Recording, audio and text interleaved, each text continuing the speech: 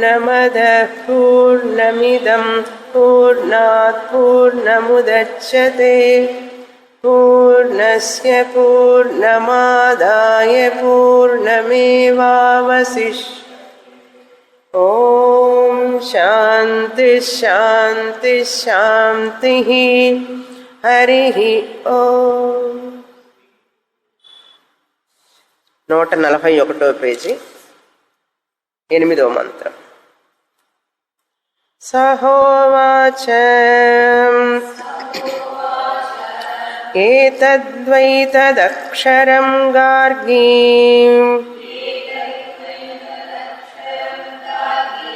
బ్రాహ్మణా అభివదంతి అస్థూలమనను అహ్రస్వమదీర్ఘం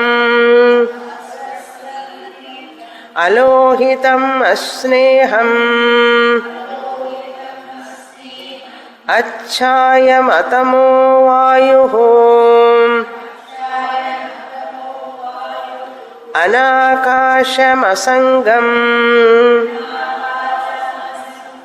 అరసమగంధం అచక్షుష్కం అశ్రోత్రం అవాగమనః అతేజస్కం అప్రాణం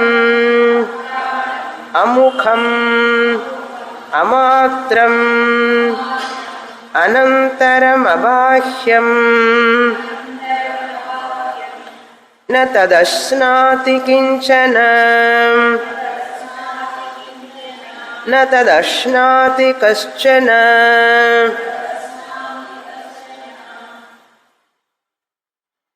ఈ అక్షర బ్రాహ్మణంలో గార్గి రెండవసారి వచ్చి మళ్ళీ యాజ్ఞవల్కుల వారిని ప్రశ్నిస్తోంది. మొదట ఈ జగత్తుకు కారణం ఏమిటి అని అడిగింది. జగత్తుకు కారణం ఎవరు అని అడిగితే విరాట్ హిరణ్యగర్భ ఈ జగత్తుకు కారణం అని చెప్పారు. అలా చెప్పిన తర్వాత ఈ విరాట్ హిరణ్యగర్భకి ఎవరు కారణం అన్నారు. విరాట్ అంటే ఏమిటి, హిరణ్యగర్భ అంటే ఏమిటి? విరాట్ అనేది స్థూల ప్రపంచానికి పేరు. ఒక్క స్థూల ప్రపంచానికి విరాట్ అని పేరా అంటే కాదు. స్థూల ప్రపంచం ప్రతిబింబ చైతన్యం కలిపి విరాట్ అని పేరు. స్థూల ప్రపంచం అంటే మనకు కనపడే ప్రపంచం అంతా కూడా స్థూలంగా అంటే కళ్ళకి కనపడేది, చెవులకు వినపడేది, దాన్ని స్థూలం అంటారు. ఈ స్థూల ప్రపంచం జడం, దానికి చిదాభాస ప్రతిబింబ చైతన్యం కలిపితే విరాట్ అని పేరు. విరాట్ దేవత. ఈ స్థూల ప్రపంచానికి విరాట్ దేవత అని పేరు. ఈ విరాట్ దేవతకి ఎవరు కారణం అంటే హిరణ్యగర్భ కారణం. హిరణ్యగర్భ అంటే ఎవరు అంటే సూక్ష్మ ప్రపంచం ప్రతిబింబ చైతన్యంతో కూడినప్పుడు ఆయనకి హిరణ్యగర్భుడు అని పేరు. సూక్ష్మ ప్రపంచం అంటే కంటికి కనపడదు, అది సూక్ష్మంగా ఉంటుంది. సూక్ష్మ ప్రపంచము ప్లస్ ప్రతిబింబ చైతన్యం, ఇంగ్లీష్లో రిఫ్లెక్టెడ్ కాన్షియస్నెస్ అంటారు, RC. Subtle universe plus RC, SU plus RC. Subtle universe SU, RC అంటే ప్రతిబింబ చైతన్యం. ఆర్సి అనేది ఓసి లేకుండా ఉండదు కదా, బింబ చైతన్యం ఉంటేనే కదా ఆర్సి ఉంటుంది. కనుక బింబ చైతన్యం కూడా చేర్చుకోవాలి మనం. బింబ చైతన్యం అంటే ఓసి. మొదటిదైతే గ్రాస్ యూనివర్స్ అంటారు ఇంగ్లీష్లో. గ్రాస్ యూనివర్స్ అంటే GU, gross universe short form, స్థూల ప్రపంచం ప్లస్ ఆర్సి ప్లస్ ఓసి. బింబ చైతన్యం ప్రతిబింబ చైతన్యం అదేవిధంగా సూక్ష్మ ప్రపంచం ప్రతిబింబ చైతన్యం ప్లస్ బింబ చైతన్యం, ఈ మూడు కలిపితే హిరణ్య గర్భ. సూక్ష్మ ప్రపంచం, ప్రతిబింబ చైతన్యం, బింబ చైతన్యం. కనుక బింబ చైతన్యం ఉంటేనే ప్రతిబింబం ఏర్పడుతుంది. అది అండర్స్టూడ్ అనమాట, మనం చెప్పక్కర్లేదు. ప్రతిబింబ చైతన్యం అని చెప్పామంటేనే బింబ చైతన్యం ఉండాలి. హిరణ్య గర్భ అన్నాం. ఈ రెండు కూడా కార్యప్రపంచం అంటారు. స్థూల కార్యప్రపంచం, సూక్ష్మ కార్యప్రపంచం. పేర్లు వేరుగా ఉండొచ్చు, కానీ రెండు కూడా ఇఫెక్ట్ కార్యం అంటారు. ఈ రెండు కార్యప్రపంచం అయితే స్థూలమైన కార్యప్రపంచం, సూక్ష్మమైనటువంటి కార్యప్రపంచం. అందుకనే మాండుక్యంలో చూసాం మనం. సూక్ష్మం అంటే ఏమిటంటే నువ్వు కలగనేటప్పుడు అంత సూక్ష్మంగానే కదా ఉంటుంది. ప్రపంచం అంతా చూస్తున్నావు కలలో, స్థూలంగా ఉన్నాయి అవి. నాడి మధ్యలో ఆ రూపాలన్నీ కనపడుతూ ఉంటాయి. నాడిల ద్వారా కనపడతాయిట అవి. నాడి లోపల సూక్ష్మంగా పెద్ద ఏనుగు చూశానంటావు కలలో. ఏనుగు ఎక్కడున్నది? సూక్ష్మమే కదా. దాని అంతా సూక్ష్మ ప్రపంచం అన్నాం. దానికే తైజస అన్నాం. అక్కడ సమష్టిలో హిరణ్య గర్భ అన్నాం, వ్యష్టిలో తైజస అన్నాం. మాండుక్యం గుర్తున్నది కదా. అదేమిటండి అని అడగండి. మాండుక్య ఉపనిషత్తు చదివాం మనం. విశ్వ తైజస, ఫస్ట్ పాద, సెకండ్ పాద, రెండు కార్యపాదాలు. ఈ రెండు కార్యపాదాలు అయితే వీటికి కారణం ఏమిటి అని అడిగింది గారికి. అడిగితే దానికి సమాధానం చెప్తున్నారు. ఈశ్వరుడు కారణం అన్నాడు. అంతర్యామి కారణం. అంతర్యామి అంటే ఎవరండి? ఈశ్వరుడు అంటే ఎవరండి అంటే కారణ ప్రపంచము ప్లస్ ప్రతిబింబ చైతన్యం. కారణ ప్రపంచం ప్లస్ ప్రతిబింబ చైతన్యం కలిపితే ఈశ్వరుడు. కనుక అంతర్యామి లేక ఈశ్వరుడే కారణం సూక్ష్మ స్థూల ప్రపంచాలకి అని చెప్పాడు. ఆ ఈశ్వరుడికి మరొక పేరు ఇచ్చారు ఇక్కడ, ఆకాశ అని పేరు ఈ యొక్క మంత్రంలో. మళ్ళీ అడిగింది, ఈ ఈశ్వరుడికి కారణం ఏమిటి అని అడిగింది. అది అడిగినప్పుడే అక్కడ చెప్పారు యాజ్ఞవల్కుల వారు, నువ్వు ఈ పైన అడగకూడదు, అడిగితే నీ తల తెగి కింద పడుతుంది, ఇవన్నీ లాజిక్గా తెలుసుకునేవి కాదు, శాస్త్రపరంగా తెలుసుకోవాలి అని చెప్పినప్పుడు కొంచెం తగ్గింది ఆవిడ. తగ్గి సరే అట్లాగే చెప్పండి అని అడిగితే మళ్ళీ వచ్చినప్పుడు రెండోసారి అడుగుతున్నప్పుడు చెప్తున్నారు, ఆ ఈశ్వరుడికి కారణం అక్షరం అన్నారు. ఆ అక్షరాన్ని గురించి చెప్పేదే ఈ 8వ మంత్రం. కనుక ఈ బ్రాహ్మణానికి అక్షర బ్రాహ్మణం అని పేరు వచ్చింది. కనుక ఈశ్వరుడికి కూడా కారణమైనటువంటి ఎవరు అంటే కారణమైనటువంటి వారంటే అక్షరం బ్రహ్మ అన్నారు. ముండకోపనిషత్తులో చూసాం అక్షరం అని. తదక్షరం అధిగమ్యతే అన్నారు. ఎత్తదద్రేషం అగ్రాహ్యం అగోత్రం అవర్ణం అచక్షుశ్రోత్రం తదపాణిపాదం. అక్కడ అక్షరం అని చెప్పింది, ఇక్కడ అదే మంత్రం ఇంకొక ఫార్మేట్లో ఉంది. అక్కడ పోయిటరీ ఫామ్లో ఉంది, ఇక్కడ ప్రోజ్ ఫామ్లో ఉంది, అంతే తేడా. అది పద్య రూపం, ఇది గద్య రూపం, ఒకటే మీనింగ్. అక్షరం అన్నారు. అక్షరం అంటే మనం ఆల్ఫాబెట్స్ అంటాం చూసారు, ఆ అక్షరం కాదు. ఆ ఈ ఉ అవన్నీ అక్షరాలు, ఆ అక్షరం కాదు. ఇక్కడ అక్షరం అంటే నశించినటువంటి బ్రహ్మ చైతన్యం అని అర్థం. ఆ అక్షరం యొక్క లక్షణాలు ఏంటి అని చెప్తున్నారు.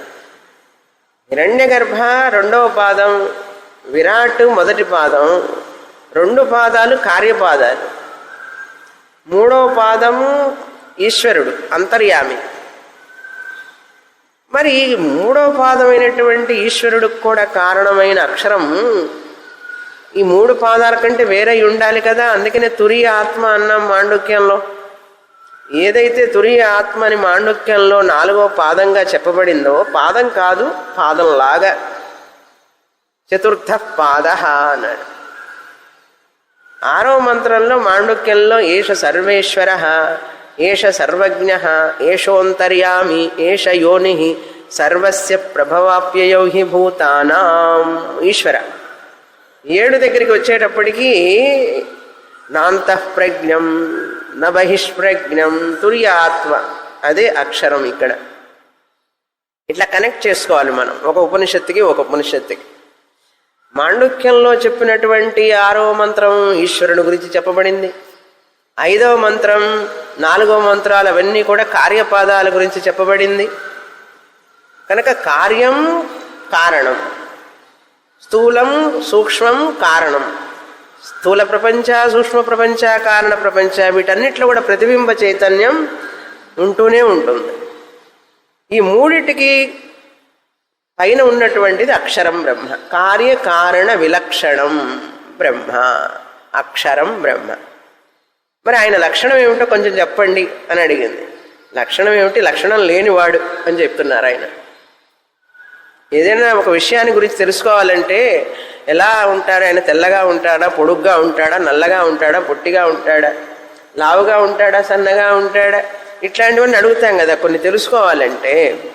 పెద్దగా ఉంటాడా, చిన్నగా ఉంటాడా అంటే ఇవన్నీ ఏం చెప్పను నేను, అవన్నీ లేవు ఈయనకి అంటున్నారు అనేది ఈ మీనింగ్ చూస్తున్నాం మనం క్రిందటిసారి.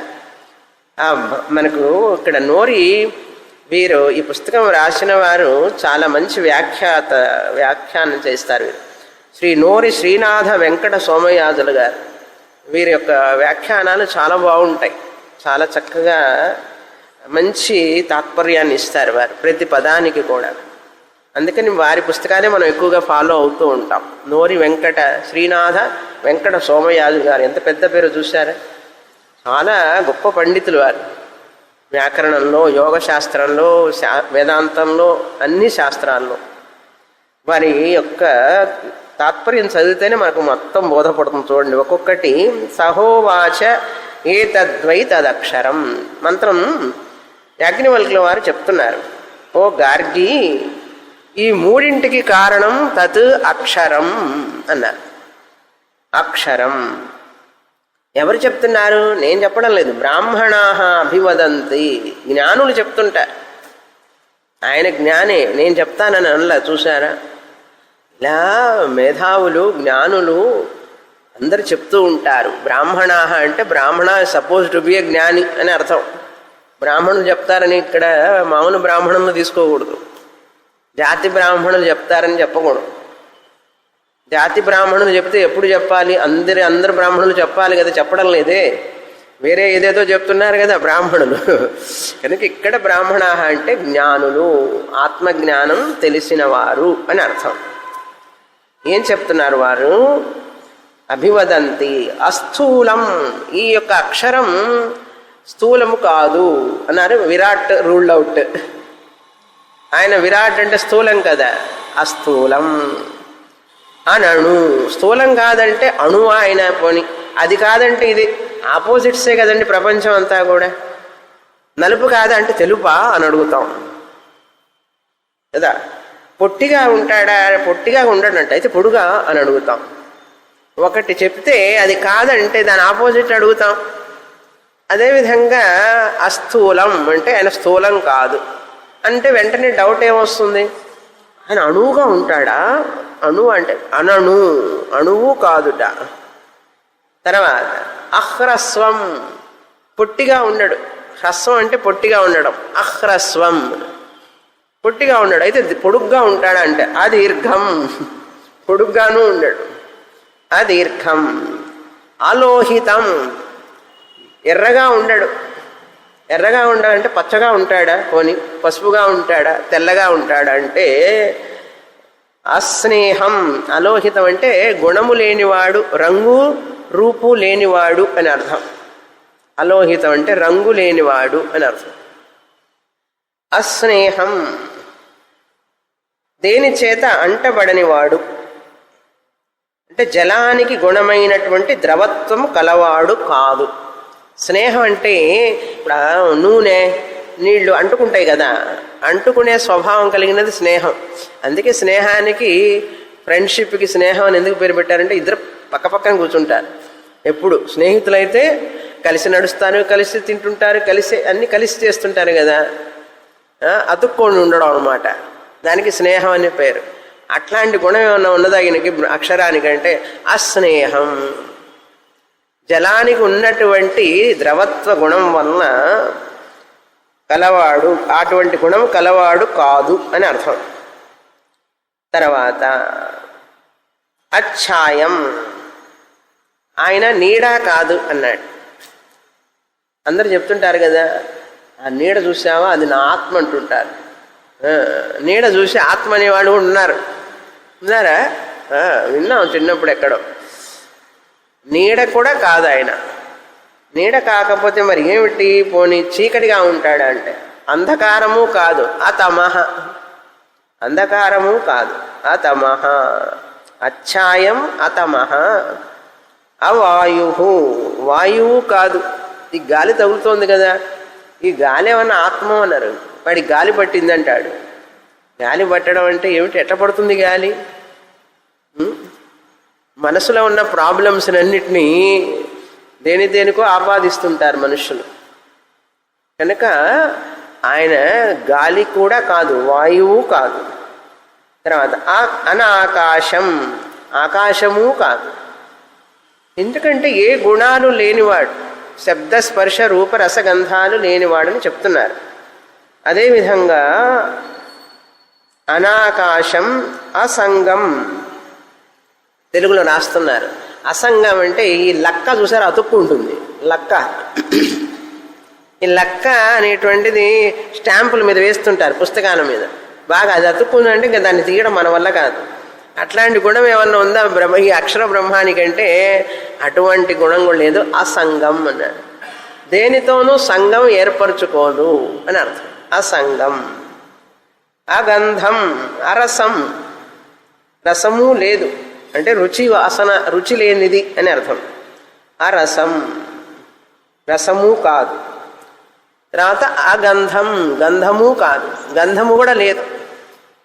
నాకు మంచి వాసన వస్తున్నదండి, నాకు మంచి ఇది శబ్దం వినపడుతోందండి అంటుంటారు. కొన్ని శబ్దాల రూపంలో ఏదో వింటున్నాను, ఏదో చూస్తున్నాను అన్నారు. ఏది విన్నా ఏది చూసినా ఒకసారి చెక్ చేయించుకో, చెవులు కళ్ళు అని అర్థం. డాక్టర్ దగ్గరికి వెళ్ళి ఎవరైనా చెబితే నాకు అవన్నీ కనపడుతున్నాయండి, నాకు అన్ని శబ్దాలు వినపడుతున్నాయండి అన్నాడు. ఆ వినపడేదో కనపడేదేదో అనిపిస్తూ ఉంటుంది లోపల జనానికి. అవన్నీ కూడా నీ భ్రమలు, మనసులో వచ్చేటటువంటి ఒక భ్రమ. అవన్నీ పెట్టుకొని అసలు ఆత్మ విషయాన్ని మర్చిపోవాలి. ఆ చూస్తున్నాడు అన్నాడు చూసావా, తెలుసుకునేవాడు వాడే ఆత్మ. వాడిని వదిలిపెట్టి అన్ని పట్టుకుంటాడు పోయి. అది దురదృష్టం. అసలు విషయాన్ని తాను ఆత్మనని తెలుసుకోకుండా ఆ అనుభవం ఈ అనుభవం వీటి కోసం పరిగెడతాడు. ఎందుకంటే అది అందరికీ చెప్పుకోవడానికి కాస్త సంతోషం ఉంటుంది. నీకేం అనుభవమే రాలేదా ఇంకా? ఇంతకాలం స్వామిని గారి దగ్గరికి వెళ్తున్నావు, ఇంకా ఏమైనా అనుభవం వచ్చిందా అంటే ఏం రాలేదా? అయ్యో. అందుకని వాళ్ళకు చెప్పడం కోసమైనా సరే కొంతమంది చదువుకునే వాళ్ళు ఎవరు చెప్పరు, చదవని వాళ్ళు చెప్తుంటారు అట్లా ఆ అనుభవాలు ఈ అనుభవాలని. అటువంటి అనుభవం రాకూడదు, రాకుండా చెయ్యి ఆయన భగవంతుడా అని చెప్పి ప్రార్థించాలి ఆయన. అట్లా వచ్చిందంటే సంక భ్రాంతి అని అర్థం. తర్వాత అచక్షు, అచక్షుష్కం అంటే ఆయనకు కళ్ళు లేవు, అయితే గుడ్డివాడా అన్నాడు. అట్లా గుడ్డివాడనేం కాదు, ఆయనకు కళ్ళు లేవు. అశ్రోత్రం, చెవులు లేవు అంటే ఏమీ వినడు, ఏమీ చూడడు. ఉంటే కదా చెవులు చూడటానికి, చెవులు వినడానికి, కళ్ళు చూడడానికి. ఏమీ లేవునప్పుడు ఏం చూస్తాడు, ఏం వింటాడు? నేత్రాలు కలవాడు కాదు, చెవులు కలవాడు కాదు. పోనీ మనస్సు ఉందా అంటే అమనహ. ఏమిటండి ఇట్లాంటి బ్రహ్మాన్ని గురించి చదవమంటారు మమ్మల్ని? అమనహ అన్నాడు, మనస్సు లేదు. ఇట్లాంటి బ్రహ్మాన్ని గురించి ఎవరండి వింటారన్నాడు. ఎందుకు వినరు? ఆ కళ్ళు మనస్సు చెవులు పన్ను చేయడానికి ఏ బ్రహ్మం అయితే కారణమో ఆయన గురించి తెలుసుకోవాలి.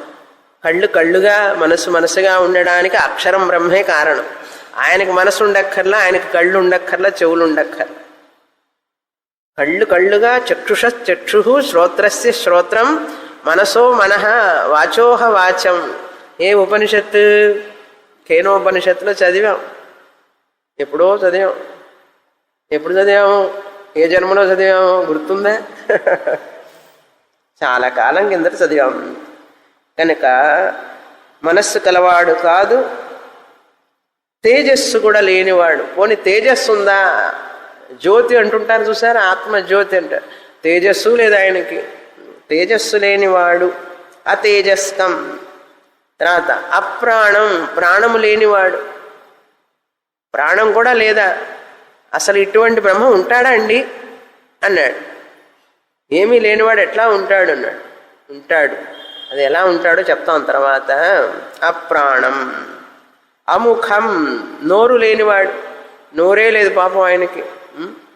అముఖం, ముఖం అంటే ఈ ముఖం ఫేస్ కాదు, ముఖం అంటే నోరు. నోరు లేనివాడు. అమాత్రం, కొలత లేనివాడు. మెజర్మెంట్ పెట్టి ఆయన్ని ఇంత పొడుగున్నాడు, ఇంతలా ఉన్నాడు, ఇట్లా మెజర్ చేయడం వీలు కాదు. ఆ మాత్రం. మాత్రం అంటే మన తెలుగులో అనే మాత్రం కాదు, కొంచెం ఇంత మాత్రం కూడా తెలియదా నీకు అంటుంటారు. ఆ మాత్రం కాదు, మాత్ర కూడా కాదు. మాత్రం అంటే మా అంటే టు మెజర్, కొలత. మాత్రం, ఆ మాత్రం అంటే కొలత. ఇంత కొలత ఆయనకి. పొడుగు, పొట్టి, లావు, సన్నం అనే కొలత లేదు. గుండ్రంగా ఉంటాడా, చదరంగా ఉంటాడా అనే కొలమానంతో ఆయన్ని తెలుసుకోలేం. కొలమానం లేదు ఆయనకి. అమాత్రం. తర్వాత అబాహ్యం, అనంతరం. అతనికి లోపల లేదు, బయట లేదు. ఇప్పుడు శరీరానికి చూడండి, బయట ఉన్నది, లోపల ఉన్నది. శరీరానికి, శరీరం అనే దానికి బాహ్యము ఉన్నది, ఆంతరము ఉన్నది, ఉన్నది కదా. కానీ ఆత్మకి ఆంతరము లేదు, బాహ్యము లేదు. అందుకనే సైంటిస్టులకి చాలా కష్టం దీన్ని తెలుసుకోవడం. శాస్త్రం లేకుండా వాళ్ళు తెలుసుకోలేరు.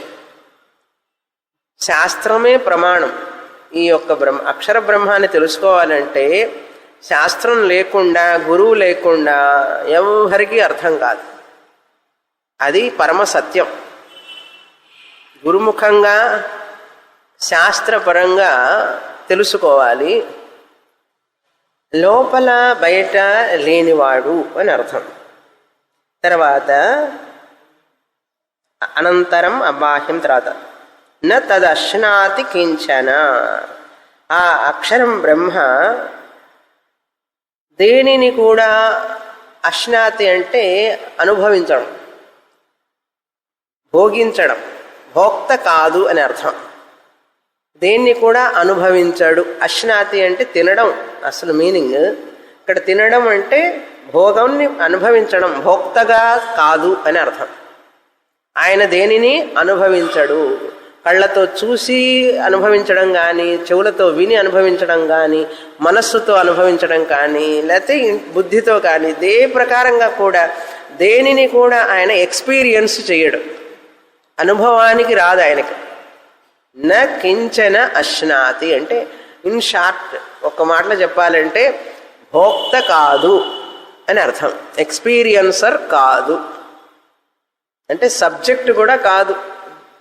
సబ్జెక్ట్ అయిన వాడే కదా. సబ్జెక్ట్ ఆబ్జెక్ట్ అంటాం కదా. ఇప్పుడు ఈ పుష్పాన్ని చూసి ఐ ఆమ్ ది సబ్జెక్ట్, పువ్వు ఈజ్ ఆబ్జెక్ట్ అంటాం. ఇప్పుడు నేను ఈ పుష్పాన్ని, రంగుని చూసి అనుభవిస్తున్నాను, కంటి ద్వారా తెలుసుకుంటున్నాను. కనుక నేను భోక్తనవుతాను, సబ్జెక్టుని భోక్తనవుతాను. అటువంటి భోక్త కాదు. మరి ఇప్పుడు నేను ఆత్మని అంటే నేను భోక్తని కాదా అంటే భోక్త అయిన వాడు ఆత్మ కాదు. భోక్త అనేటువంటిది ఈ శరీరానికి, కళ్ళకి, మనసుకు సంబంధించినది. ప్రమాత భోక్త. ఆత్మ అనేది అసలు భోక్త కాదు. కనుక నేను ఆత్మని, నేను భోక్తని కాదు. ఈ శరీరం, మనస్సు ఇవన్నీ కూడా తెలుసుకుంటున్నాయి, ఇవే భోక్త అవుతున్నాయి, కానీ నేను భోక్తని కాదు అని అర్థం. అక్కడ నా భోజ్యం నా భోక్త అనేది వస్తుంది నిర్వాణ షట్కంలో. అదేవిధంగా న అశ్నాతి, ఏ వస్తువుని అతడు ఏమీ అనుభవించడు అని అర్థం. అంటే అశ్నాతి అంటే తినడు అని అర్థం వస్తుంది. ఇక్కడ తినడు అని రాశారు ఆయన. తినడు అంటే మిగతావన్నీ చేర్చుకోవాలి. ఏమి తినడు, వినడు, చూడడు, అట్లా ప్రతిదానికి చేర్చుకోవాలి. నా అశ్నాతిన.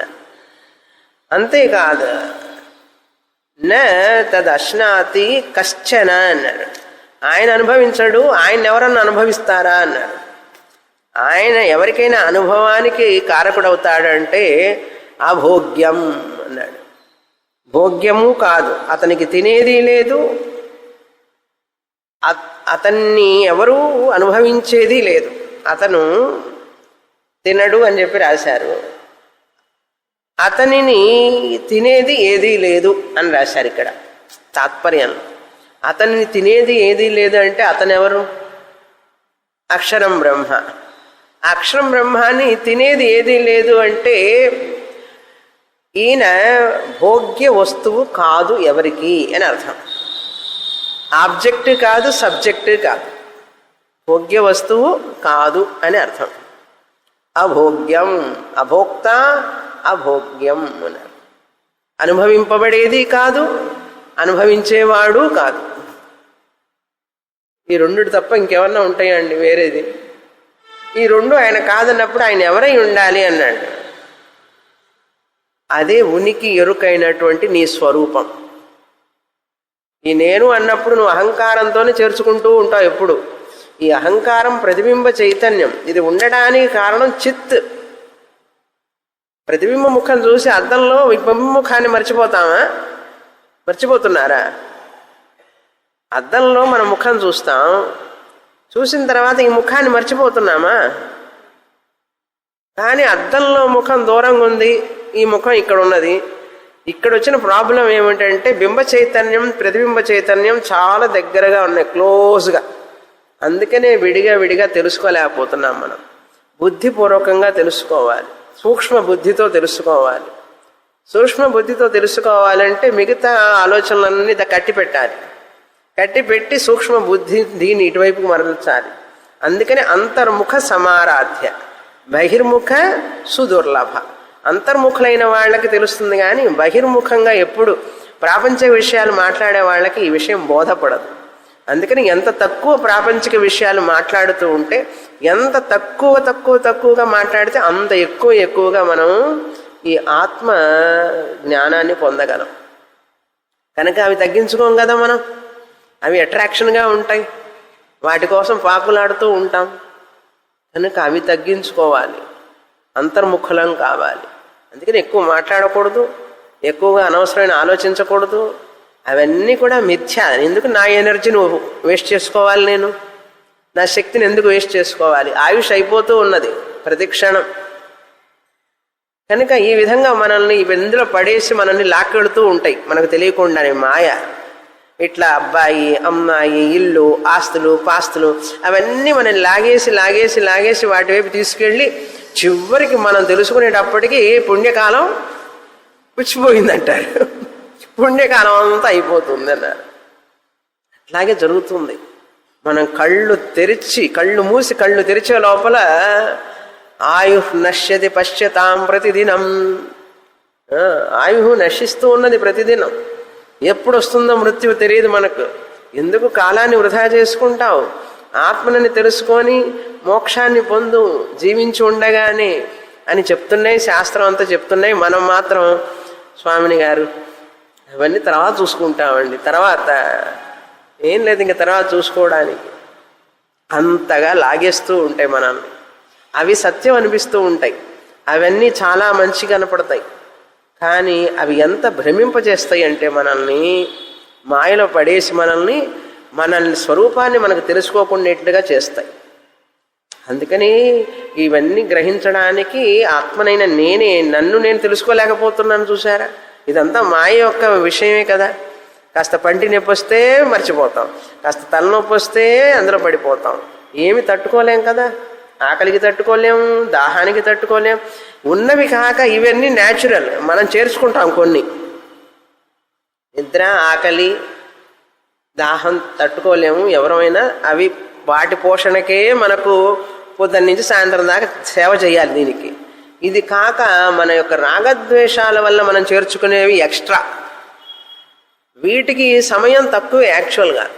కానీ మన యొక్క మమకారాల వల్ల అనురాగం వల్ల ఈ యొక్క భ్రమ వలన చేర్చుకునేటువంటివి చాలా ఎక్కువ. అర్థమైందా? అందుకని దాంట్లో పడకుండా ఉండడం కోసమే ఈశ్వరుణ్ణి ప్రార్థించాలి మనం. నాయనా నన్ను గట్టెక్కించు, గట్టెక్కించు అంటే ఇదే గట్టెక్కించడం అంటే. మనం అనుకుంటా కష్టాల నుంచి గట్టెక్కించు అంటాం. మా అబ్బాయికి పెళ్ళయ్యేటట్లు చూడు, నన్ను గట్టెక్కించు. మా అమ్మాయికి పెళ్ళయ్యేటట్లు చూడు, నన్ను గట్టెక్కించు. మా ఫ్యామిలీలో ప్రాబ్లమ్స్ అన్ని తీసేసి నన్ను గట్టెక్కించు. ఇవన్నీ పెద్ద గట్టెక్కడం ఏం కాదు. అసలు గట్టెక్కడం ఏమిటంటే వీళ్ళందరి నుంచి నన్ను బయటపడి అదే పెద్ద గట్టెక్కడం అంటే. ఈ యొక్క సంసార సముద్రంలో నుంచి నన్ను గట్టెక్కించు నాయనా అని అడగాలి. కానీ చిన్న చిన్న కష్టాల నుంచి బయటపడే అంటే పడేస్తాడు, తర్వాత ఇంకో కష్టం వస్తుంది, మళ్ళీ గట్టెక్కించు. ఎన్నిసార్లు ఎక్కిస్తాడు ఆయన? ఎన్నిసార్లు ఎక్కిస్తాడు? చేస్తూ ఉంటాం అట్లాగే. తదర్శనాది భోక్త కాదు, భోగ్యము కాదు ఎవరికి. కనుక ఎందుకంటే ఆయన విశేషంగా చెప్పుకోలేము. ఈయన విశేషం విశేష్యం, ఈయనకి విశేషణాలు ఉన్నాయని చెప్పుకోలేం. ఆయన ఒక పదార్థం కాదు కదా, ఒక వస్తువు కాదు కదా. ఒక వస్తువు అయితే దీనికి ఈ రంగు ఈ రూపం అన్నీ ఉంటాయని చెప్పుకోవచ్చు. కనుక ఒక వస్తువు మనకు తెలియాలంటే దానికి రంగు రూపం ఒక సైజు ఇవన్నీ ఉండాలి. ఇవన్నీ లేవు. కనుక ఈ అక్షరం బ్రహ్మ ఇటువంటిది అని చెప్పారు యాజ్ఞవల్కుల వారు. విశేషం కాదు కాబట్టి సమస్త విశేషణాలకు అతీతుడు అని అర్థం. ఏ అడ్జెక్టివ్ చెప్పడానికి లేదు ఆయనకి. ఏదైనా అడ్జెక్టివ్ చెప్పావు అంటే శాస్త్రం ఒక ముట్టిగా వేస్తుంది నీ తల మీద. ఏమైనా అనవసరంగా మాట్లాడవాకు అంటుంది. అందుకని చివర్లో తదర్శనాతి కశ్చన అన్నాడు. ఇంతవరకు ఈ మంత్రం అక్షర బ్రహ్మస్వరూపాన్ని గురించి చెప్పారు. చాలా ముఖ్యమైన మంత్రం ఈ మంత్రం. తర్వాత ఏం చెప్పాలి? ఇప్పుడు ఈ అక్షరాన్ని గురించి చెప్పిన తర్వాత ఇంకేముంది చెప్పడానికి? ఏమీ లేదు. తర్వాత మంత్రంలో 9వ మంత్రంలో ఏం చెప్పబోతున్నారంటే చాలా మళ్ళీ ఈశ్వరుని గురించి చెప్పబోతున్నారు. ఈ జగత్తుకి ఇవన్నీ నడవడానికి కారణం ఏమిటి? చంద్రుడు, సూర్యుడు, నీళ్లు చూడండి క్రిందికే ప్రవహిస్తాయి.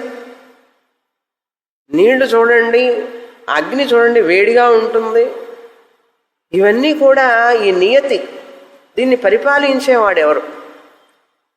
ఇవన్నీ ఎట్లా జరుగుతున్నాయి? ప్రతిదీ చెప్తున్నారు. ఇవన్నీ కూడా ఈశ్వరుడు పరిపాలిస్తున్నాడు అంటున్నారు. కానీ ఇక్కడ ఏం చెప్తున్నారంటే ఈశ్వరుడు అనకుండా ఈశ్వరుడు అంటే ఆకాశం అని చెప్పారు ఒక చోట. ఈశ్వరుడు అంటే అక్షరం అంటున్నారు ఇక్కడ మళ్ళీ. ఆ అక్షరమే ప్రశాసనే గార్గి అంటే ఆయనే పరిపాలిస్తున్నాడు. ఆయన పరిపాలించడం వలన ఇవన్నీ జరుగుతున్నాయి అని చెప్పబోతున్నారు. 9వ మంత్రం చదువుతాం. ఏతస్య వా అక్షరస్య ప్రశాసనే గార్గి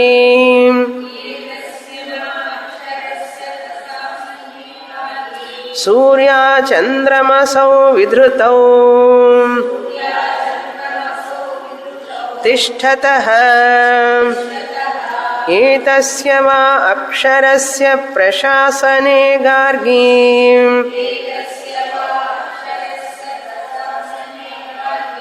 ద్యావా పృథివ్యౌ విధృతే తిష్టతః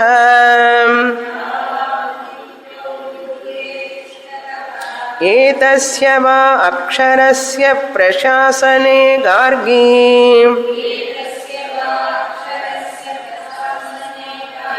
నిమేషా ముహూర్తాః అహోరాత్రాణ్యర్ధమాసా మాసా ఋతవః సంవత్సరాః ఇతి విధృతాస్తిష్టంతి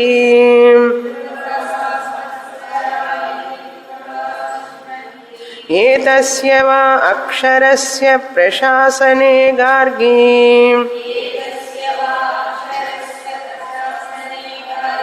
ప్రాచ్యోన్యాం నద్యః స్యంద్యంతే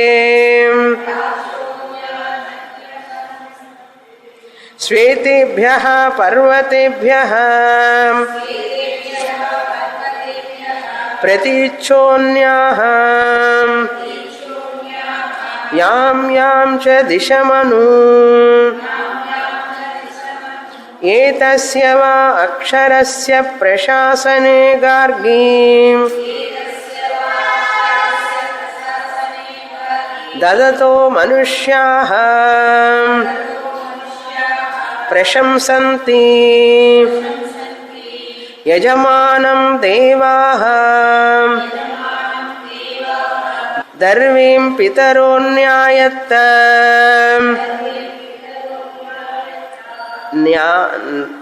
న్వాయత్త దర్వీం పితరోన్వా అన్వాయత్త. ఓకే. ఏతస్య వా అక్షరస్య ప్రశాసనే.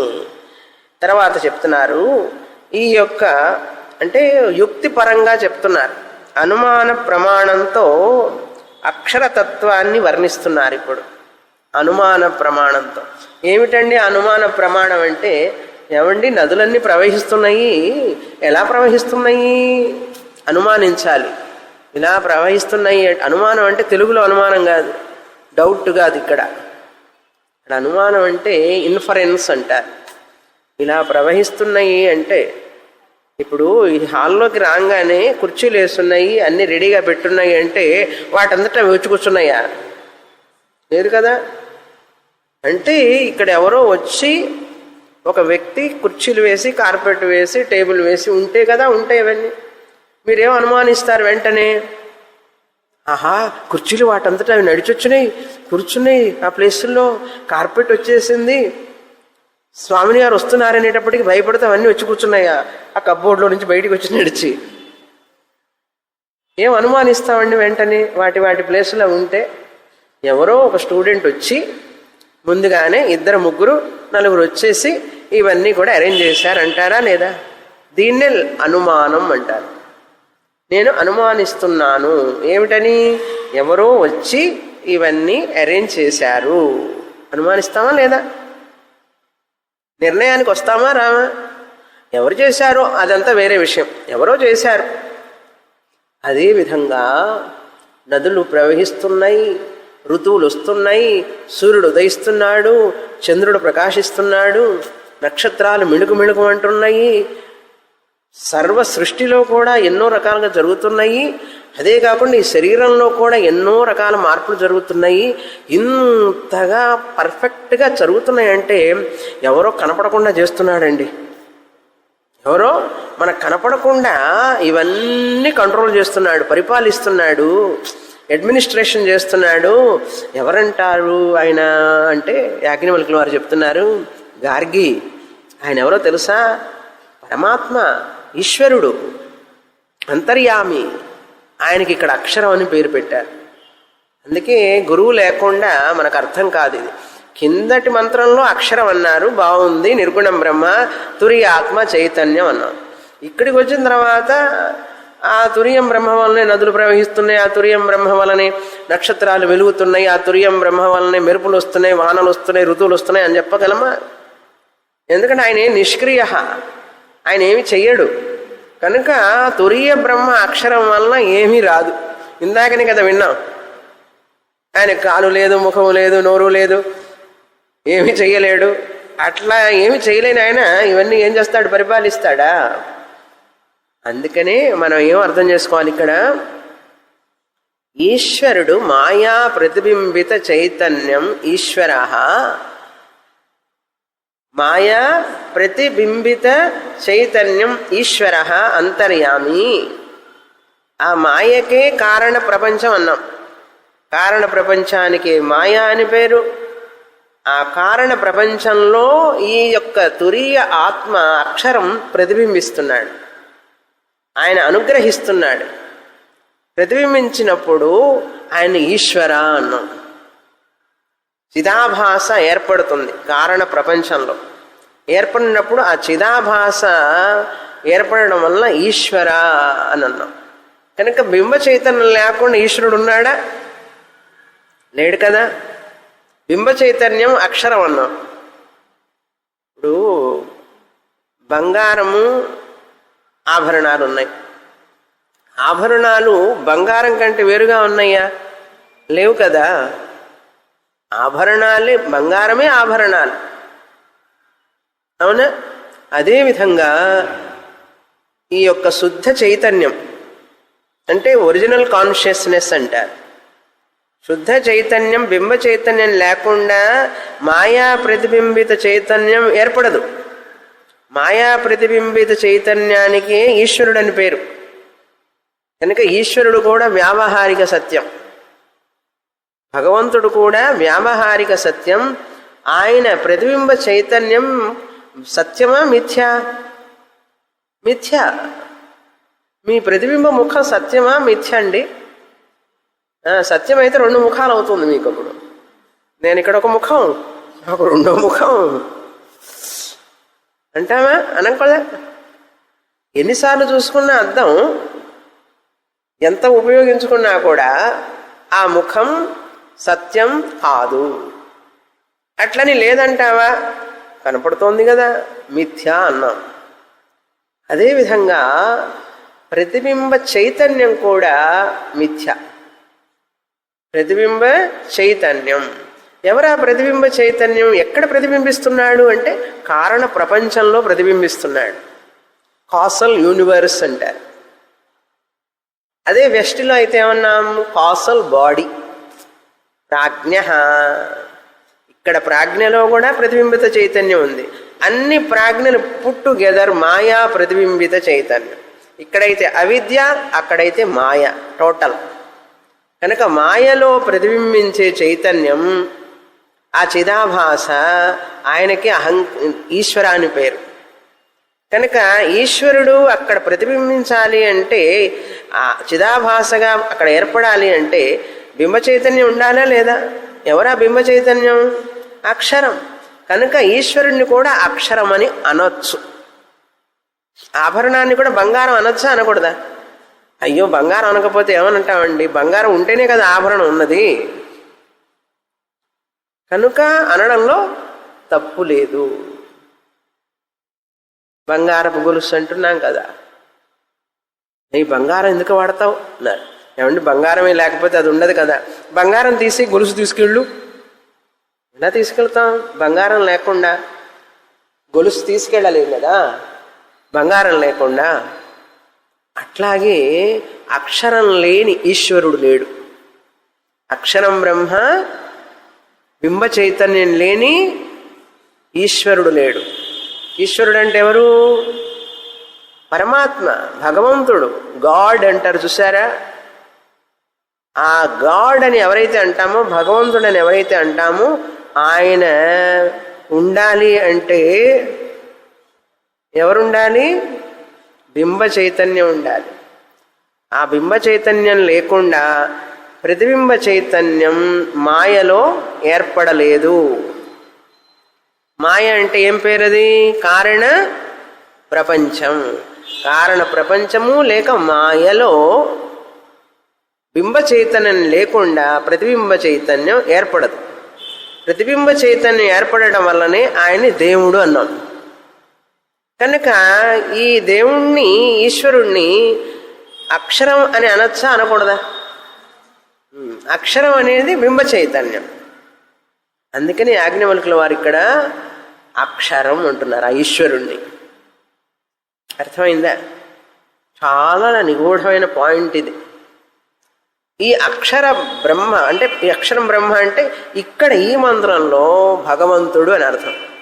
ప్రశాసనే, ఆయన యొక్క పరిపాలన వలనని. చూడండి, ప్రశాసనే ఓ గార్గి, ఈశ్వరుడు అంతర్యామి వలనని సూర్య చంద్రమసౌ విధృతౌ తిష్టత. ఈ సూర్యుడు చంద్రుడు వాటి వాటి స్థానాల్లో ఉన్నాయి అన్నారు. సూర్యుడు ప్రకాశిస్తున్నాడు, చంద్రుడు తన స్థానంలో తానున్నాడు. సూర్యుడి నుంచి ప్రకాశం తీసుకుంటూ వాళ్ళిద్దరూ కూడా వారి వారి స్థానాల్లో ఉండి ప్రతిరోజు ప్రకాశాన్ని ఇస్తున్నాడు ఆయన. నేను ఈరోజు రెస్ట్ తీసుకుంటానన్నాడంటే ఇంకంతే. ఈశ్వరుడు వల్లనే ఇవన్నీ జరుగుతున్నాయి. తర్వాత ఏతస్య వా అక్షరస్య ప్రశాసనే, ఈ అక్షరం యొక్క పరిపాలన వలననే గార్గి ద్యావా పృథివ్యౌ, ఈ స్వర్గలోకము, ద్యులోకము, స్వర్గలోకము, పృథివీ భూలోకము, విధృతౌ తిష్టతః వాటి వాటి స్థానాల్లో అవి ఉన్నాయి. భూలోకము ద్యులోకము. అంతేకాదు ప్రతి చోట చూడండి ఏతస్య వా అక్షరస్య ప్రశాసనే గార్గి ఏతస్య వా అక్షరస్య ప్రతిసారి వస్తున్నది. ఈ యొక్క ఈశ్వరుడి పరిపాలన వలననే అంతర్యామి వలననే నిమేష ముహూర్తాః నిమిషములు ముహూర్తములు. నిమిషం అంటే ఏమిటో తెలుసా? నిమిషం అంటే కళ్ళు రెప్పపాటు కాలం. ఈ కాలం అనేది కూడా ఆ ఈశ్వరుడు వలన ఏర్పడింది. నిమేషం అంటే కన్ను రెప్పపాటు అంటారు. కన్ను రెప్పపాటులో జరిగిపోయింది అంటారు చూసారా. ఎంత టైం అని చెప్పమంటే ఎన్ని నిమిషాలు పట్టిందని అడిగితే ఒక్కొక్కసారి టైం చెప్పడానికి ఏం లేదండి కన్ను రెప్పపాటులో జరిగిపోయింది అంటారు. అంటే టైం డ్యూరేషన్ అనమాట. అది సెకండ్ కంటే తక్కువ అని. 45 కనురెప్పపాట్లు కలిపితే ఒక ముహూర్తం. ముహూర్తం ఎక్కడ వింటున్నాం మనం? ముహూర్తం అని పేరు. ముహూర్తం ఎక్కడ వింటాం? ఆ పేరు పెళ్ళిళ్ళప్పుడు వింటాం. ముహూర్తం, పెళ్లి ముహూర్తం. ఎంతసేపు ఉంటుందండి ముహూర్తం? గంట ఉంటుందా? 2 గంటలు ఉంటుందా? 45 కనురెప్పపాట్లు ముహూర్తం. ఒక ముహూర్తం. అందుకని తొందరగా వెళ్ళి చూడాలి. ఆ ముహూర్తం లోపల కట్టేసేయాలి తాళం, గట్టి మేళం. బాజా భజంత్రికలు వాయించండి అంటాడు. మళ్ళీ ఆ ముహూర్తం పోయిందంటే 45 కనురెప్ప 45 కానీ 48 కానీ కళ్ళు ఇట్లా తెరిచి మూసే లోపల నిమేష అంటే కనురెప్పపాటు. అట్లా 48 సార్లు కళ్ళు తెరిచి కళ్ళు మూసేటప్పటికి ఎంతసేపు పడుతుందండి ముహూర్తం? ఎవరు వలన ఈ జరుగుతోంది ఈ ముహూర్తం, ఈ కనురెప్పపాటు అంటే? నువ్వు ప్లాన్ చేసుకుంటున్నావు కనురెప్పని కదుల్చు, ఇప్పుడు ముయ్యాలి, ఇప్పుడు తెరవాలి అని అనుకుంటున్నావా? ఈశ్వర నియతి అంటారు. ఈశ్వరుడి యొక్క ఆజ్ఞ వలన జరుగుతున్నది కనురెప్పపాటు కూడా. ఈ కాలం కూడా మొత్తం ముహూర్తాహ అహోరాత్రాహ అహోరాత్రాణి. రాత్రి పగలు. ఇప్పుడు పగలు వచ్చింది చూడండి, మళ్ళీ రాత్రి వస్తున్నది. ఎలా వస్తున్నాయి? నువ్వు సృష్టించలేదు, నువ్వు తీసుకురావడం లేదు, నేను తీసుకురావడం లేదు. కనుక ఈశ్వరుడు ఉన్నాడా లేదా? కనుక పగలు రాత్రి వస్తున్నాయి కాబట్టి ఇది ఒక నియతి, లా ఆఫ్, దీని లా అంటారు. ఒక నియతి, నియమం. అది ఎలా జరుగుతుందంటే ఆ ఈశ్వరుడు వల్లనే జరుగుతున్నది. అర్ధమాస. అర్ధమాస అంటే పక్షం, శుక్లపక్షం, కృష్ణపక్షం. అమావాస్య వేళ శుక్లపక్షం, కృష్ణపక్షం, తర్వాత మళ్ళీ పౌర్ణమి వచ్చేటప్పటికి శుక్లపక్షం. అట్లా 15 రోజులకు ఒకసారి ఈ కాలం కూడా.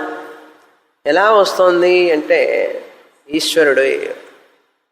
అక్షరం అంటే పరమాత్మ, ఈశ్వరుడు అని పేరు ఇక్కడ. మాస నెలలు. చైత్రమాసం, వైశాఖ మాసం, జ్యేష్ఠమాసం, ఈ మాసాలు ఉన్నాయి చూసారా. భాద్రపద మాసం, ఆషాఢ మాసం. ఎన్ని మాసాలు ఉన్నాయి? ఎన్ని మాసాలు ఉన్నాయండి? 12 మాసాలు, 12 నెలలు.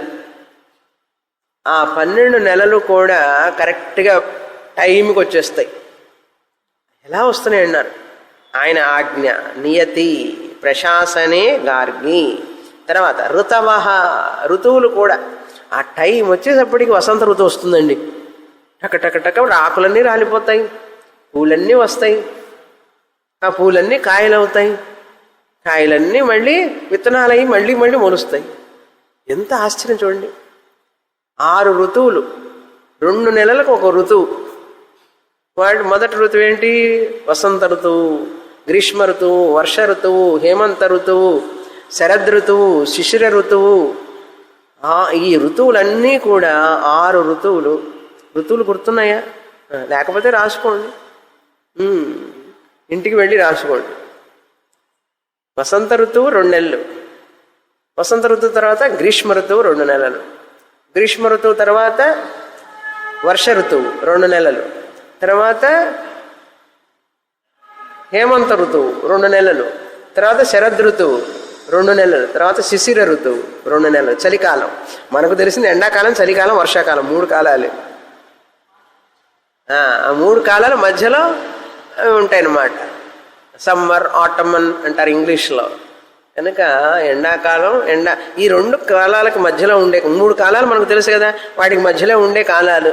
హేమంత, శరద్ ఋతువు, శిశిర ఋతువు. చలి కాదు, ఎండ కాదు, అట్లా అనమాట. శరద్ ఋతువు నందు వెన్నెల మెండుగా కాయును. చదివామా కిన్నప్పుడు? శరత్కాలమునందు ఎండలు కాదు, వెన్నెల మెండుగా కాయను. ఎండాకాలమునందు గ్రీష్మ ఋతువునందు ఎండలు మెండుగా కాయను. శరద్ ఋతువునందు వెన్నెల మెండుగా కాయను. రెండు కాయును అన్నారు. మెండుగా ఎక్కువగా అని అర్థం. ఋతవాహ చూడండి, వాటి టైంకి అవి వస్తాయి కరెక్ట్గా.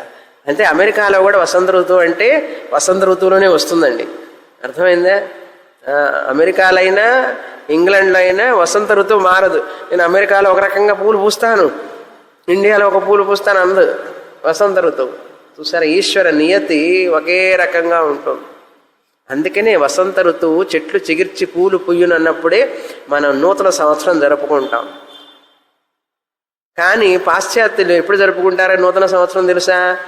ఆకులన్నీ రాలిపోయి చెట్లన్నీ మోడు బారిపోయిన తర్వాత అప్పుడు సంవత్సరం జరుపుకుంటారు, నూతన సంవత్సరం. అందుకని అప్పుడు జరుపుకోకూడదు. వాళ్ళు జరుపుకుంటారు, మనకు కాదు. మనం ఎప్పుడు జరుపుకుంటామంటే ఆ చెట్లు చిగిర్చి పూలు పూసినప్పుడు ప్రకృతి అంతా ఆహ్లాదంగా ఉంటుంది. ఆహ్లాదంగా ఉన్నప్పుడు నా జీవితం కూడా అలా ఆహ్లాదంగా ఉండాలి, అదేవిధంగా చెట్లు చిగిర్చి పూలు పొయ్యాలి, మన సంతానం అంతా వృద్ధి కావాలి అని చెప్పి అప్పుడు పండగ జరుపుకోవాలి. కానీ జనవరి అప్పుడు జరుపుకున్నామంటే మోడి బారిపోతాయి జీవితాలు అని ఇట్లా భయపెడతారు. అలా భయపెట్టకపోతే వినరు కదా చెప్పిన మాట. కానీ ఎవరో జరుపుకున్నది వాళ్ళ కల్చర్ మనకు అవసరం లేదు. మనం జరుపుకునేది ప్రతిదానికి ఒక అర్థం ఉన్నది. అందుకని హ్యాపీ న్యూ ఇయర్ అని ఎప్పుడు చెప్పాలి? ఉగాదికి చెప్పుకోవాలి. తెలుగు వారైతే ఉగాదికి, అది అర్థం. తెలుగు వాళ్ళు, తమిళం వాళ్ళు మళ్ళీ ఇది ఒకటే కొంచెం అటు ఇటుగా వస్తాయి, వారం రోజులు అటు 10 రోజులు. కానీ వసంత ఋతువులోనే వస్తాయి, చూసారా అన్నీ వసంత ఋతువులోనే వస్తాయి. మలయాళీ వాళ్ళు చేసుకున్నా, కన్నడ వాళ్ళు చేసుకున్నా, మహారాష్ట్ర వాళ్ళు చేసుకున్నా, వీళ్ళందరూ ఎవరు చేసుకున్నా కూడా న్యూ ఇయర్ దాదాపు వసంత ఋతువు 2 నెలలు కదా, ఆ 2 నెలల లోపే వస్తుంది. అర్థమైందా? ఇంగ్లీష్ నెలలు అవి కూడా ఆ వసంత ఋతువులో రావు. అందుకని మన కల్చర్ యొక్క గొప్పతనాన్ని మనం తెలుసుకోవాలి. ఎప్పుడు కూడా ఇమిటేట్ చేయకూడదు. పాశ్చాత్య సంస్కృతిని ఇమిటేట్ చేయవలసిన అవసరం లేదు. దీంట్లో ఒక విశిష్టత ఉన్నది. ఆ విశిష్టతను మనం తెలుసుకొని మనం ఆచరిస్తే మనకు మేలు జరుగుతుంది. అది విషయం అక్కడ.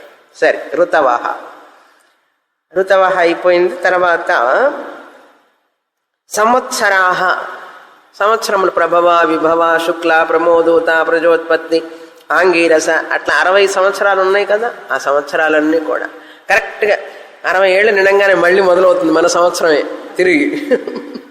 చూసారా, మనకు 60 ఏళ్ళు వచ్చినాయంటే ఒక సైకిల్ అయిపోయిందని అర్థం. అది కూడా గుర్తుండదు మనకు. ఎప్పుడు పుట్టాం, ఏ సంవత్సరం అన్నా గుర్తుపెట్టుకోవాలి. సంవత్సరాహ. తర్వాత నద్యః స్యందంతే, నదులు ప్రవహిస్తున్నాయి చూడండి. ప్రతి గోదావరి, గంగా, యమున, కృష్ణ, కావేరి, తుంగభద్ర, పినాకిని, అన్ని నదులు కూడా వాటంతటి ప్రతి సంవత్సరం ఆ టైం వచ్చేటప్పటికి అవి ప్రవహిస్తూ సముద్రంలో కలిసిపోతాయి. ఎలా ప్రవహిస్తున్నాయి? ఆ టైంకి అది అట్లా జరుగుతున్నది. చూసారా, తూర్పు వైపు ప్రవహించేవి తూర్పు వైపు ప్రవహిస్తాయి, పడమర వైపు ప్రవహించే పడమర వైపు ప్రవహిస్తాయి. అవి ప్రవహించి అటు అరేబియా సముద్రంలో కొన్ని కలుస్తాయి, ఇటు మహాసముద్రంలో కొన్ని కలుస్తాయి, హిందూ మహాసముద్రంలో. ఎప్పుడెప్పుడు ఏవి ఎటు కలవాలి, నేను ఇటు కలుస్తాను, రేపు ఇటు పోతాను అన్నది కరెక్ట్గా అటు అవే ప్రవహిస్తూ ఉంటాయి. చూసారా, నదులు స్యందంతే అంటే ప్రవహిస్తాయి. శ్వేతేభ్య పర్వతేభ్య, ఎక్కడి నుంచి వస్తున్నాయి ఈ నదులు? ఆ తెల్ల కొండల నుంచి మంచు కరిగి ఆ తెల్ల కొండల నుంచి ఆ కొండల మీద పడినటువంటి నీళ్లు జల జల జల జల పారుతూ కిందికి వస్తాయి. ఆ మంచు కొండలు హిమాలయ పర్వతాల నుంచి అవి పారుతూ పర్వతేభ్య ప్రతీచ్ఛో అన్యాం యాం యాం చ దిశమను ఏతస్య వా అక్షరస్య ప్రశాసనే గార్గి. వాటి మార్గాల్లో ప్రవహిస్తూనే ఉన్నాయి. ఎప్పుడు చూసారా? ఇంకా చెప్పాలంటే ఇంక మనం ఇంట్లో సంగతి చూసుకోండి. ప్రతిదీ కూడా ఏంటవి, కిడ్నీ పనిచేస్తుంది, ప్యాంక్రియాలు పనిచేస్తున్నాయి, ఇవన్నీ చెప్పలే ఆయన, మనం అప్లై చేసుకోవాలి. గుండె పనిచేస్తుంది, మన చేతుల్లో లేదు కదా, దాని పనిచేస్తున్నది అది. కన్ను రెప్పపాట తిరుమని చేస్తున్నది, గాలి తీసుకోవడం వదలడం, ఇవన్నీ ఎవరు చేయిస్తున్నారంటే భగవంతుడు చేయిస్తున్నాడు. మరి ఆయనకి నమస్కారం పెట్టాలా లేదా? నేను నమ్మను దేవుణ్ణి అంటాడు, ఏదో ఈయన సృష్టించినట్టు. పిల్లలు ఇప్పుడు వాళ్ళు నేను దేవుణ్ణి నమ్మను అంటాడు. అసలు ఈ శరీరం పని ఎలా జరుగుతుందో చూడండి. ఎన్ని ఆర్టిఫిషియల్ పెట్టినా కూడా ఒరిజినల్ పని చేసినట్లు చేయవు కదా. ఎంత డాక్టర్ అయినా చేయించలేడు. కనుక అసలు ఇటువంటి అద్భుతమైన శరీరాన్ని ఇచ్చినందుకు చూడండి, స్వెట్టింగ్ బయటకు వస్తూ ఉంటుంది. అది ఎట్లా జరుగుతున్నది? ఎంత అద్భుతం అది. శరీరంలో ఇన్ని మార్పులు జరుగుతూ ఉన్నాయి. ఏదన్నా గాయం అయితే దానంతట అదే మానిపోతూ ఉంటుంది, చూసారా? మచ్చ కూడా కొంతకాలానికి మాసిపోతుంది. ఏమిటో ఆశ్చర్యంగా లేదు? కనుక భగవంతుడిని ప్రతి క్షణం కూడా మనం భక్తిభావంతో ఆయన ఆరాధించాలి. ఈ సృష్టి అద్భుతమైన సృష్టిని ఇచ్చినందుకు అన్నాడు. అప్పుడు మన అహంకారం తగ్గుతుంది, లేకపోతే తగ్గదు. ఇది పెరుగుతూ ఉంటుంది, నశిస్తూ ఉంటుంది, మళ్ళీ వస్తుంది, మళ్ళీ పెరుగుతూ ఉంటుంది, నశిస్తుంది.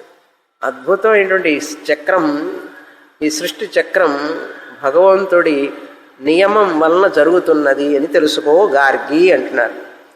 తర్వాత దదతో మనుష్యాహ, ఈ దానం చేసేవాడని పొగుడుతారు చాలామంది. ఆహా, ఎంత దానం చేస్తున్నారు, ఇంత దానం చేస్తున్నారని. ఇదంతా కూడా ఆ ఈశ్వరుడి యొక్క నియతి.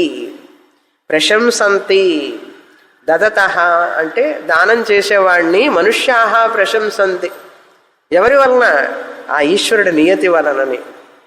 అంతేకాదు యజమానం దేవాహ దర్వీం పితరః, ఈ యజమానుడు ఇచ్చేటటువంటి ఆహుతులన్నీ కూడా ఆ దేవతలు తీసుకొని ఆనందిస్తుంటారు.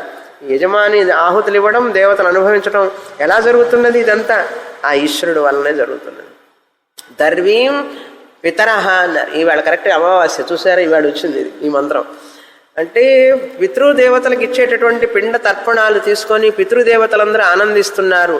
ఎలా అంటే ఇదంతా ఈశ్వరుడి ఆజ్ఞ, ఈశ్వరుడి యొక్క నియతి, ఆయన పరిపాలన వలననే ఇవన్నీ జరుగుతున్నాయి. అన్వాయత్తాహ, ఇవన్నీ కూడా వాటి వాటి ప్రకారం, అవి వాటి వాటి నియమం ప్రకారం అవి చేస్తూ ఉన్నాయి. దీనికి అంతకు కారణం ఆ అక్షరుడిని ప్రశాసనం అంటారు. ప్రశాసనం అంటే కంట్రోల్.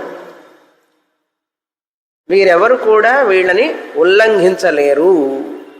కనుక అక్షరం బ్రహ్మ, ఈశ్వరుడు పరమాత్మ అంటేనే బ్రహ్మము, బ్రహ్మమే ఈశ్వరుడుగా, మాయా సహితం బ్రహ్మ ఈశ్వర. ఇంతటితో ఈ మంత్రం అయిపోయింది. తర్వాత చూస్తాం. పూర్ణమద పూర్ణమిదం పూర్ణాత్ పూర్ణముదక్ష్యతే పూర్ణస్య పూర్ణమాదాయ పూర్ణమేవావశిష్యతే. ఓం శాంతి శాంతి శాంతి. హరి ఓం. శ్రీ గురుభ్యో నమః. హరి ఓం.